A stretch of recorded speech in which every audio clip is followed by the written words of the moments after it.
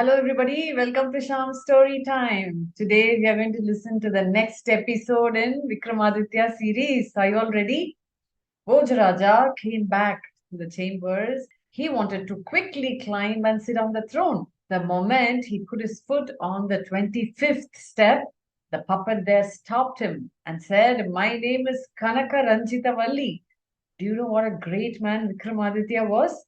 Are you worthy enough to sit on this throne?" It asked him the same question. Bhojaraja said, "Please, I am waiting to hear the story of Vikramaditya. Tell me what sort of a person he was," asked Bhojaraja. The puppet went on with the story.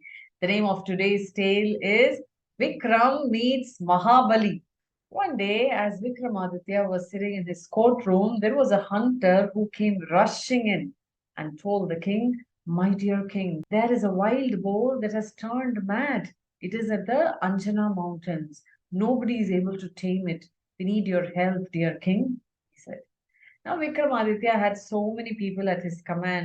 At the snap of his finger, 10, 20 people will run. But Vikramaditya was very fond of hunting. He didn't want to miss this opportunity. So he got ready to go to Anjana mountains. He wanted to hunt down this wild boar on his own. Along with him came some of his sons as well.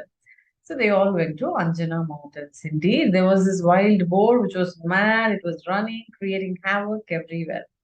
Vikramaditya chased the wild boar. It ran into the depths of the forest. There was even a cave, and into that the wild boar ran. Vikramaditya looked around. His men were following him. They were farther off. Vikramaditya very swiftly entered into the cave. It was very dark initially, but as he went inside, there was little bit of light which turned even more sparkling as he entered inside. Turns out there is a secret city inside this cave. The entire city was made of gold. Can you believe it? Vikramaditya could not believe his eyes. He kept looking about. He came to a big building. It was the biggest mansion in that city. Vikramaditya guessed this must be the palace of the king. He went inside. In the courtroom sat a majestic king. He introduced himself as King Mahabali and asked who the guest was. Vikramaditya introduced himself. Mahabali was so happy to welcome Vikramaditya. He said that he had been waiting so long to meet with King Vikramaditya. They both embraced each other, spent some time together, and then Vikramaditya said he would like to leave. Mahabali said he wanted to gift Vikramaditya something. When he clapped his hand, there was an assistant who came with a tray that held two bottles. Each of those bottles had a potion in them. Mahabali took both these bottles, handed them to Vikramaditya, and said that these are magical potions. Please use them as you deem fit. The first one, whoever drinks it, it will bring back all his youth. Even if it is a very old man, he will get back his youth. The second potion, on whichever material you pour this liquid, it will turn into gold, he said. Vikramaditya thanked him and said he already has a lot in his treasury.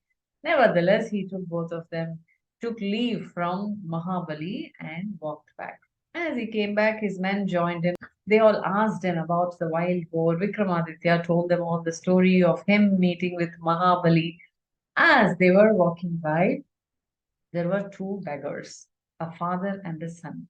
Turns out it was an old pandit and his son. They came and begged for alms. Vikramaditya told them, "I don't have anything except these two gifts that I have just got from King Mahabali. Do you want them?" he asked. The old man said, "May we know what it is?" Vikramaditya explained, "This potion will turn a very old man into his youth, and this one, on whatever material you pour, it will turn into gold. Let me give you this option. Out of these two, you can choose any one. Tell me which one you want," he asked. Father and son, the beggars, they had a discussion. The father wanted the first portion, of course. He wanted to get his youth back. The son wanted the second portion because he wanted to turn any material into gold. So they both came back to Vikramaditya and said they are in a confusion. Each one wants a different portion. Vikramaditya smiled and said, "Don't you worry, I will hand over both of these to you." So he handed both the portions to the beggars. He came back to his courtroom. The puppet stopped the story here and asked Bhojaraja, do you see what sort of a generous person Vikramaditya was? Would you have done something like this if you were in his shoes?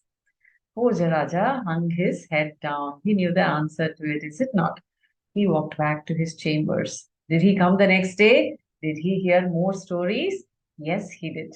But for that, you must wait for the next episode. I hope all of you are listening to these episodes of King Vikramaditya and enjoying them. Subscribe to my YouTube channel, Shyam's Storytime. You will have access to all the stories I upload. My name is Shamala and I'm a passionate storyteller. I will meet you in the next episode.